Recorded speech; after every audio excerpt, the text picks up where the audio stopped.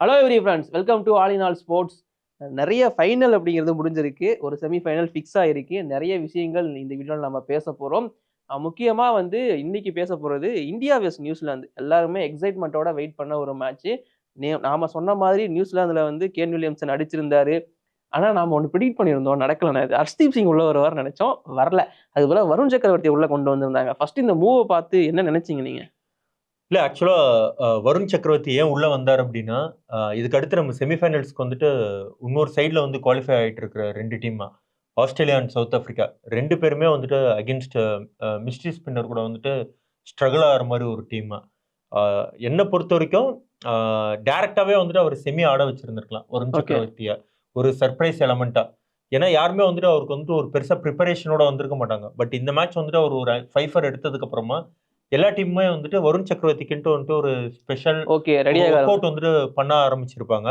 But அது வந்துட்டு post match செரிமனில வந்துட்டு வருண் சக்கரவர்த்தி வந்துட்டு கிளியர் பண்ணிட்டு இருந்திருப்பாரு. நான் வந்து கொஞ்சம் டென்டேட்டிவா இருந்தேன். நான் கொஞ்சம் பதட்டமா இருந்தேன் 50 ஓவர்ஸ் ஃபார்மேட் விளையாடுறதுக்கு அப்படின்ட்டு. ஒருவேளை அந்த நர்வ்ஸ வந்து செட்டில் பண்றதுக்காக இந்த கடைசி லீக்லயே வந்துட்டு அவருக்கு சான்ஸ் குடுத்தாங்களா அப்படின்றது தெரியல. பட் எக்ஸ்ட்ரார்டினரி பெர்ஃபார்மன்ஸா ஓகே, இந்தியாவோட surprise package for semi and final வந்து வருண் சக்கரவர்த்தி தான். ஓகே, டைட்டிலாவே வச்சிருவோம். அண்ட் நீங்க முன்னாடி சொன்ன மாதிரி கேன் வில்லியம்சனோட பேட்டிங் வந்து தனியா தெரிஞ்சது. ஆக்சுவலி வருண் சக்கரவர்த்தி கொஞ்சம் பெட்டரா ஆடின பிளேயர்னா நான் கேன் வில்லியம்சனை சொல்லுவேன். அவங்களுமே ஒரு டாக்டிக்கல் மூவ் பண்ணியிருந்தாங்க. என்ன அப்படின்னு பாத்தீங்கன்னா, கான்வேவை வெளியே எடுத்துட்டு ஸ்பின்னு நல்லா ஆடக்கூடிய, இந்தியாவை அடிக்கக்கூடிய டேரல் மிச்சலை வந்து உள்ள கொண்டு வந்திருந்தாங்க.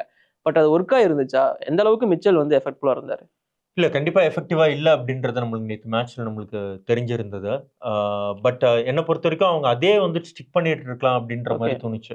டெவன் கான்வே வந்துட்டு டாப் ஆஃப் தி ஆர்டர் வந்துட்டு இது இவரு ரச்சின் ரவீந்திரா வந்துட்டு ஒன் டவுன்ல நல்லாவே பெர்ஃபார்ம் பண்ணியிருந்தாரு. ஸோ அதே அவங்க ஸ்டிக் பண்ணிட்டு இருந்திருக்கலாம். பட் அவங்க வந்துட்டு ஒரு டிஃபரெண்ட் காம்பினேஷன் மேபி அவங்க திங்க் பண்ணியிருக்கலாம். டேரல் மிச்சல் வந்துட்டு தேவைப்பட்டிருந்தா அந்த மிலிட்டரி மீடியம் ஃபேஸ் வந்துட்டு போட்டிருப்பாரு. ஸோ அந்த மாரி ஆஸ்பெக்ட்ஸ்ல வந்துட்டு டேரல் மிச்சல கொண்டு வந்திருப்பாங்க. அண்ட் ஒன்ஸ் அகைன் வந்து இந்தியா கூட வந்துட்டு டேரல் மிச்சலுக்கான ஸ்டாட்ஸ் வந்து பார்த்தீங்கன்னா, அவருக்கு ஃபேவரா இருக்கு. அதனால மேபி அவர் விளையாண்டுருக்கலாம். ஓகே. இந்தியா சார்பா வந்து டாப் ஆர்டர் பெருசா பெர்ஃபார்மன்ஸ் குடுக்கல. முக்கியமா கில் வந்து இந்த மேட்ச் ஆட முடியல. ரோஹித் சர்மா, விராட் கோலி அவுட்டு. இல்ல கிளென் பிலிப்ஸுக்கு தான் அந்த விக்கெட் கண்டிப்பா குடுத்துரணும். ஸோ அவர் பயங்கரமா பறிச்சுட்டு போனாரு அந்த காத்துலருந்து.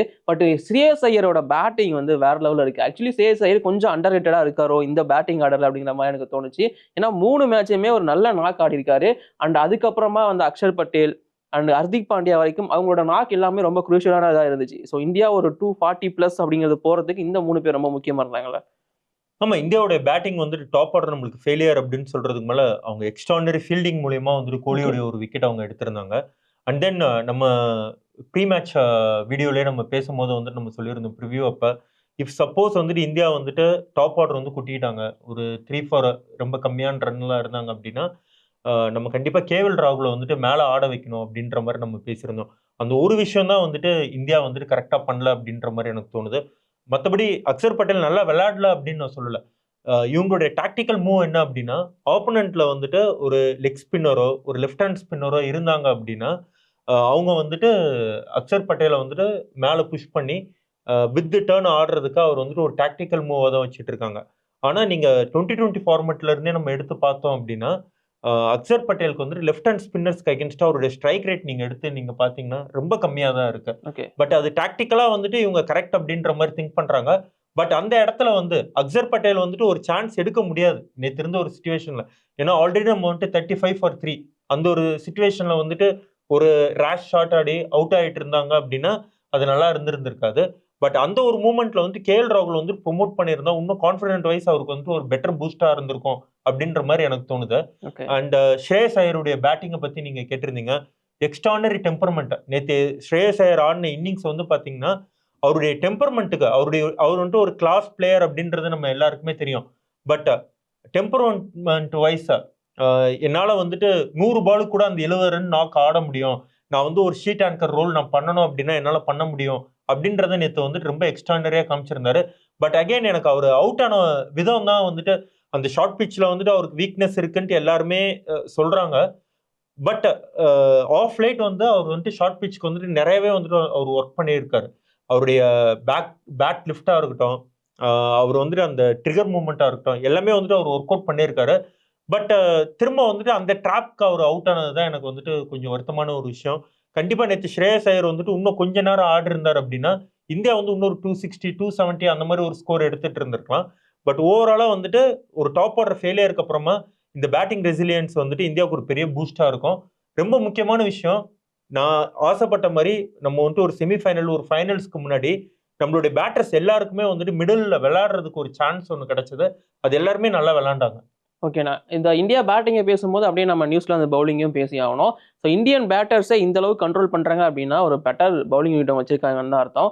ஸோ மேட் ஹென்ரி அவர் தான் வந்து லீட் பண்ணியிருந்தாரு. அவரோட பவுலிங் எப்படி இருந்துச்சு அண்ட் மற்ற பிளேயர்ஸ் எப்படி பவுல் பண்ணியிருந்தாங்க? இல்லை, குரூஷியலாக உங்களுக்கு இனிஷியல் ஸ்டேஜஸில் வந்துட்டு பால் வந்துட்டு கொஞ்சம் ஸ்விங் இருந்துச்சு. அண்ட் இன்னொரு முக்கியமான ஒரு விஷயம், பால் வந்துட்டு ஸ்டாப் ஆகி வருது உங்களுக்கு துபாய் கண்டிஷனில்.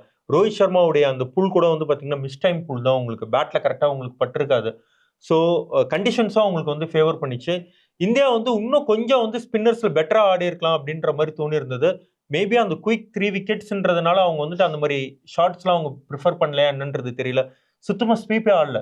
நேற்று ஆல்மோஸ்ட் வந்துட்டு நியூசிலாந்து வந்து அவங்களுடைய ஸ்பின்னர்ஸ் 150+ பால்ஸ் நம்மளுக்கு போட்டிருந்தாங்க. மொத்தமாகவே எடுத்து பார்த்துருந்தோம் அப்படின்னா நம்ம வந்துட்டு ஒரு 5 to 7 ஸ்வீப் கூட ஆடி இருக்க மாட்டோம் அதில். ஸோ இன்னும் கொஞ்சம் நம்ம ஸ்வீப் ஆடிட்டு இருந்திருக்கலாம். நம்ம டீமில் வந்து கோலி மட்டும்தான் ஸ்வீப் வந்து பெருசாக ஆட மாட்டார். மற்ற டாப் ஆர்டர் பிளேயர்ஸ் எல்லாருமே வந்துட்டு நல்ல ஸ்வீப் ஆடக்கூடிய ஒரு பிளேயர்ஸை. பட் அதெல்லாம் ஏன் நேற்று ஆடலை அப்படின்றது தெரியல. ஒன்ஸ் வந்துட்டு நம்மளுக்கு அந்த இடத்துல வந்துட்டு ஸ்பின்னர்ஸ்ல வந்து நம்ம பெருசாக நம்ம ரன்ஸ் அடிக்கல அப்படின்னும் போது மேட் ஹென்ரி வந்து இனிஷியலாக ஒரு விக்கெட் எடுத்தார். அதுக்கப்புறமா வந்துட்டு பேக் எண்ட்ல வந்துட்டு அவர் எடுத்த விக்கெட்ஸ் தான் நம்மள வந்துட்டு இம்பாக்ட் ஆச்சு அப்படின்றத தவிர பெட்டரா தான் விளையாண்டோம். ஆனால் இன்னும் ஸ்பின்னர்ஸை வந்து என்ன பொறுத்த வரைக்கும் பெட்டரா விளையாண்டுருக்கலாம் அப்படின்ற மாதிரி தோணுது. ஓகேண்ணா, அதே மாதிரி இப்போ நியூசிலாந்து பேட்டிங்கை பொறுத்த வரைக்கும் அவங்களுமே வந்து பயங்கரமான பேட்டிங் ஆர்டர் தான் வச்சிருக்காங்க. பட் அந்த அளவுக்கு எல்லாருமே நினைச்ச அளவுக்கு பர்ஃபார்மன்ஸ் பண்ணல. முக்கியமாக இந்தியன் ஸ்பின்னர்ஸுக்கு அகைன்ஸ்டா கேன் வில்லியம்சனை தவிர. அதை பற்றி நீங்கள் முன்னாடியே சொல்லிட்டீங்க. முக்கியமாக இந்தியா வந்து 2 பேசர்ஸோட தான் போயிருந்தாங்க. ஃபர்ஸ்ட் அவங்க அந்த டீம் செலெக்ஷன் எடுத்ததுக்கு அப்புறமா 4 ஸ்பின்னர் தேவையா, வெறும் 2 சீமர் போதுமா, அதுவும் ஒரு சீமர் வந்து பார்ட் டைம் சீமர் தான். ஸோ இது ஓகேவா அப்படிங்கிற மாதிரி தான் பேசிட்டு இருந்தாங்க. ஆக்சுவலி சீமர்ஸ் 2 பேரும் சேர்ந்து கூட 10 ஓவர் போடல, மேட்சை முடிச்சிட்டாங்க ஸ்பின்னர்ஸ். இது எப்படி இருந்துச்சு ஸ்பின்னர்ஸோட பவுலிங்? இந்த சாம்பியன்ஸ் ட்ராஃபியோட ஸ்குவாடை நம்ம பார்க்கும்போதே நம்மளுக்கு தெரிஞ்சிருக்கும் இந்தியா வந்துட்டு ஹெவி வெயிட்ஸ் ஆன் ஸ்பின்னை டிபெண்ட் பண்ணி நம்ம போகிறோம் அப்படின்ட்டு. கண்டிஷன்ஸ் வந்துட்டு பெட்டராக வந்து அண்டர்ஸ்டாண்ட் பண்ணியிருக்காங்க நம்ம செலக்டர்ஸ், அது மாதிரி நம்ம டீம் மேனேஜ்மெண்ட் அப்படின்னு தான் நம்ம சொல்லணும். இனிஷியலாக நம்ம வந்துட்டு ஐசிசியுடைய ஸ்குவாட் நம்ம பார்த்தோன்னே நம்மளே யோசித்தோம், எதனால வந்துட்டு இந்த லெவலில் வந்துட்டு இவங்க வந்துட்டு ஸ்பின்னர்ஸ் எடுத்திருக்காங்க. செகண்ட் ஆஃப்ல வந்துட்டு நிறையா வந்துட்டு உங்களுக்கு டியூ ஃபேக்டர் இருக்கு. அப்போ வந்துட்டு ஸ்பின்னர்ஸ்னால பால்ல கிரிப் பண்ண முடியுமா, இந்த மாதிரி விஷயம்லாம் நம்ம பேசியிருந்தோம். பட் நேற்று மேட்ச்ல நம்ம பார்த்தோம்னா அந்த டியூ ஃபேக்டர்ன்றது சுத்தமா இல்லவே இல்லை.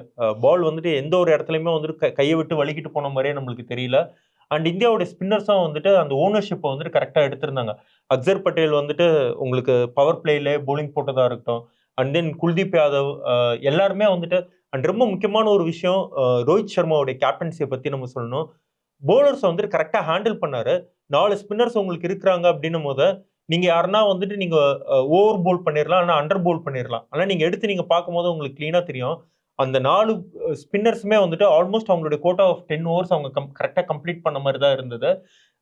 சீமர்ஸை வந்துட்டு ஒரு பேக்கப் ஆப்ஷனாக தான் இந்தியா வச்சிருக்காங்க. நியூ பால்ல அந்த ஏர்லியா அந்த ஒரு ஸ்விங் கிடைச்சது அப்படின்னா உங்களுக்கு விக்கெட் எடுக்கிறதுக்கு ஹர்திக் பாண்டியா வந்து மோர் தென் இனஃப் அப்படின்ற மாதிரி திங்க் பண்ணியிருக்காங்க. அவரும் நேற்று நல்லாவே டெலிவர் பண்ணாரு. அண்ட் ஷமி வந்து பாத்தீங்கன்னா 3 ஓவர் தான் போட்டாருன்னு நினைக்கிறேன். 4 ஓவர் போட்டிருந்தாரு. இனிஷியலா 4 ஓவர் போட்டிருந்தாரு. Okay fine. அதுதான் ஒரு 4 ஓவரை தேவைப்பட்டதுன்னா டெப்த்ல வந்துட்டு அவங்களுக்கு போடுறதுக்காக பேக்கப் ஆப்ஷன் தான் வச்சிருக்காங்க. இப்போ மேட்சை இந்தியா வின் பண்ணிட்டாங்க. கம்ஃபர்டபுளாக டேபிள் டாப்பில் முடிச்சு செமிஃபைனலுக்கும் குவாலிஃபை ஆகிட்டாங்க. And India vs Australia preview and New Zealand vs South Africa preview அடுத்தடுத்து வந்துட்டே இருக்கு. அதை பற்றி அவங்க பார்க்கணும் அப்படின்னா சேனலை மறக்காமல் சப்ஸ்கிரைப் பண்ணிக்கோங்க. இப்போ நாம ரஞ்சி டிராஃபிக்குள்ளே என்ட்ரி ஆகணும். ஸோ ரஞ்சி டிராஃபி 2024-25 எடிஷன் அப்படிங்கிறது முடிஞ்சிருச்சு. சாம்பியன் ஆயிருக்காங்க விதர்பா. ஸோ எப்படி இருக்கு அந்த மேட்ச், அந்த மொமெண்ட்? ஏன்னா விதர்பாவை பொறுத்த வரைக்கும் கடைசி 7 வருஷத்துல 3 டைம் சாம்பியன்ஸ், 2018, 19 அண்ட் இப்போ டைட்டில் அடிச்சிருக்காங்க. 2 டீமுடைய கேம்பெயினிங்குமே இந்த வாட்டி ரொம்பவே நல்லா இருந்துச்சு. கேரளா அண்ட் விதர்பா. கேரளா வந்துட்டு நிறைய க்ளோஸ் மேட்சஸ் வந்து அவங்க வந்து ப்ரெஷரை கரெக்டா ஹேண்டில் பண்ணி ஒரு 2 ரன் லீட்ல வந்துட்டு அவங்க வந்திருந்தாங்க. அண்ட் இந்த மேட்ச்லயும் வந்து ஒரு பெரிய டிஃபரன்ஸ்லாம் கிடையாது. உங்களுக்கு ஃபர்ஸ்ட் இன்னிங்ஸ் லீடு வந்துட்டு ஸ்டேஜ்ல பார்க்கும் போது கேரளா கண்டிப்பா வந்துட்டு லீடு எடுத்துருவாங்க அப்படின்ற மாதிரி தான் நம்மளுக்கு தோணுச்சு. பட் அன்பார்ச்சுனேட்டா வந்துட்டு அந்த லேட்டர் ஆஃப்ல வந்துட்டு அவங்க நிறைய விக்கெட்ஸ் அவங்க கொடுத்துட்டாங்க.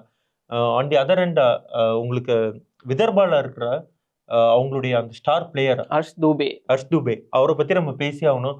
ஒரு சீசன்ல வந்துட்டு 69 விக்கெட் அப்படின்றது கனவுல கூட நினைச்சு பார்க்க முடியாத ரெக்கார்ட் அது இது வரைக்கும் ரஞ்சி டிராபி சீசன்கள்லயே அவ்வளவு விக்கெட் யாரும் எடுத்தது இல்லையா. ஏன்னா அதுவும் அவர் எடுத்த விக்கெட்ஸ் அவர் விளையாண்ட ஆப்போனன்ட்ஸ் எல்லாருமே வந்துட்டு சீசன்டு பிளேயர்ஸ் தான். உங்களுக்கு அடுத்து இந்தியன் டீமுக்காக விளையாடுறதுக்கே எதிர்நோக்குற பிளேயர்ஸ் தான் வந்து ரஞ்சி டிராஃபி ஆட போறாங்க. ஸோ அந்த மாதிரி ஒரு ஃபார்மெட்ல நீங்க ஒரு சீசன்ல 69 விக்கெட் எடுக்கிறீங்க and at the same time வந்துட்டு பேட்டிங்ல வந்துட்டு ஒரு 460 ரன் நீங்க அடிக்கிறீங்க அப்படின்னும் போது அப்படியே ஒரு பிளேயர் உங்க டீம்ல இருக்கும் போது நீங்க எப்படி தோக்க முடியும் அப்படின்ற மாதிரி தான் இருக்கு. அண்ட் இன்னொரு விஷயம், யாரை வந்துட்டு வேண்டான்னு சொல்லிட்டு கேரளா வந்துட்டு டினை பண்ணாங்களோ அவர் தான் வந்துட்டு நம்ம ப்ரிவியூ அப்பன்னு நீங்க சொல்லியிருந்தீங்க. ரெண்டு டீமுக்கும் இருக்கிற அந்த டிஃபரன்ஸ் வந்துட்டு கேரளா பிளேயர் தான் வந்துட்டு நடுவில் இருக்கிறாரு அப்படின்னு சொல்லிட்டு எக்ஸ்ட்ரானரி இன்னிங்ஸ் அண்ட் அவருடைய ட்ரீம் ரன் வந்து கண்டினியூ ஆகுது. ஃபைனல்ல செகண்ட் இன்னிங்ஸ்ல முக்கியமான டைம்ல ஒரு செஞ்சுரி அப்படிங்கிறத ஸ்கோர் பண்ணியிருந்தாரு.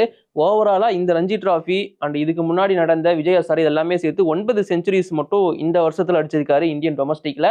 அதுவும் ஒரு record, second highest per year. So இந்த மாதிரி அதாவது கருண் நாயர் அண்ணா என்ன சொல்ல வந்தாரு அப்படின்னா, கருண் நாயர் ஃபர்ஸ்ட் கேரளா டீமுக்காக தான் கேட்டிருக்காரு ரஞ்சி டிராஃபி ஆடுறதுக்காக.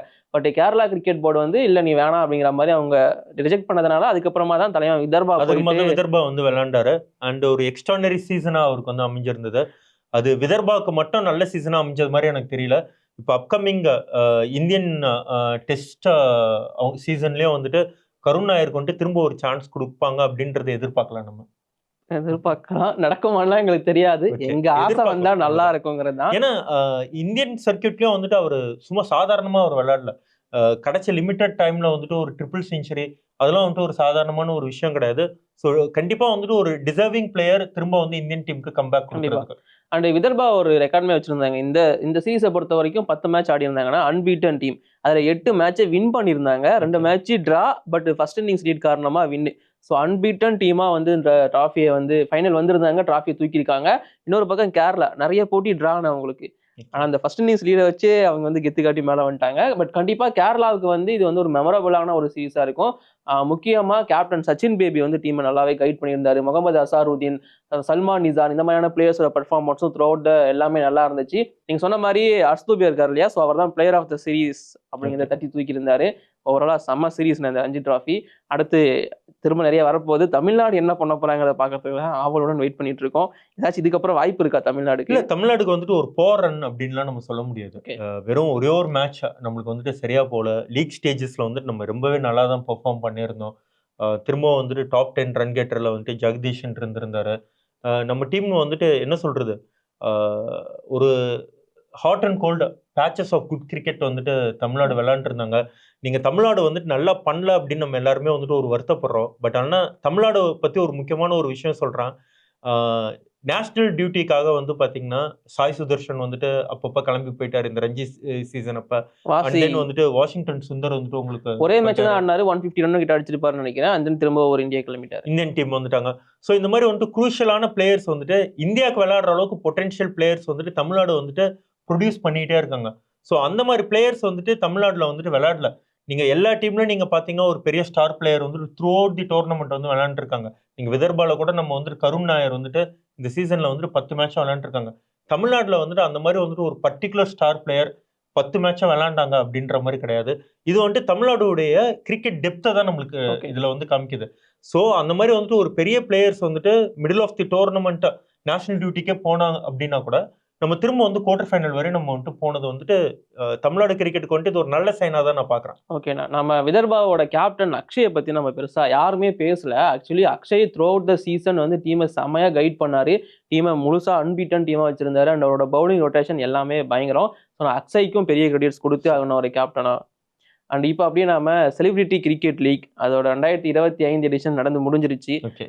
பஞ்சாப் வெஸ் சென்னை ரைனோஸ் தான் ஃபைனல் அப்படிங்கிறது நடந்திருந்துச்சு. பஞ்சாப் வந்து ஒரு மாதிரி அண்டர் ரேட்டட் டீமா இருந்தாங்க. பெருசா நம்ம எதிர்பார்க்கல. ஒன்று கர்நாடகா புல்டோசர்ஸோ இல்லை வேற யாராச்சும் தான் மேலே வருவாங்கன்னு எதிர்பார்த்தோம். கடைசியில் ஃபைனலில் வந்து பஞ்சாப் தான் வின் பண்ணாங்க, சாம்பியன் ஆயிருக்காங்க. சென்னை ரைனோஸ்க்கு வந்து ரன்னர் அப்படிங்கிறதான் கிடைச்சிருக்கு. சென்னை ரைனோஸ்க்கு வந்துட்டு இது ஒரு நல்ல சீசன் தான்.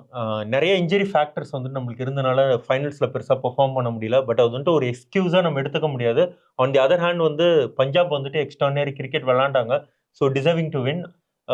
சென்னையில வந்துட்டு ஆஸ் யூஷுவல் வந்துட்டு விக்ரந்த் வந்துட்டு ஒரு நல்ல ஒரு சீசன் அவருக்கு திரும்ப ஒரு கேப்டனாகவும் இந்த வாட்டி வந்துட்டு அவர் பெர்ஃபார்ம் பண்ணியிருந்தாரு. ஸோ ஓவராலா வந்துட்டு நல்ல சீசன் தான் சென்னைக்கு. ஓகே, நான் ஓவராலா மெடல்ஸ்ல வாங்கினவங்க யாருன்னு சொல்லிடுறேன். வின்னர் வந்து பஞ்சாப், ரன்னர் அப் வந்து Chennai Rhinos. Man of the tournament வந்து ஹார்டி சந்து அப்படிங்கிற பஞ்சாபை சேர்ந்த பிளேயர் தான். பேட்டர் ஆஃப் த டோர்னமெண்ட் வந்து Darling Krishna from Karnataka Bulldozers. Bowler of the tournament வந்து Sharan from Chennai Rhinos. So இவங்கெல்லாம் தான் அவார்ட் வாங்கியிருந்தாங்க இந்த சீரிஸை பொறுத்த வரைக்கும். சென்னைக்கு த்ரூ அவுட் நல்லா தான் இருந்துச்சு, ஒரு சில புது பிளேயர்ஸ்லாம் கொண்டு வந்திருந்தாங்க. பட் சென்னை ரைனோஸ் இன்னும் சேஞ்ச் பண்ண வேண்டியது நிறைய இருக்குது அப்படிங்கிறது அவங்களுமே சொல்லியிருந்தாங்க. மேபி அடுத்த சீசன் இன்னும் ஸ்ட்ராங்காக வருவாங்கன்னு எதிர்பார்ப்போம். ஸோ அவ்வளோதான் இந்த வீடியோ அப்டேட்ஸ் எல்லாமே. ஸோ வேறு எதாவது பற்றின அப்டேட் வேணும் அப்படிங்கிறத மறக்காம கீழே கமெண்ட் பண்ணுங்கள். இப்போதைக்கு வீடியோ நாங்கள் முடிச்சுக்கிறோம். பாய். தேங்க்யூ.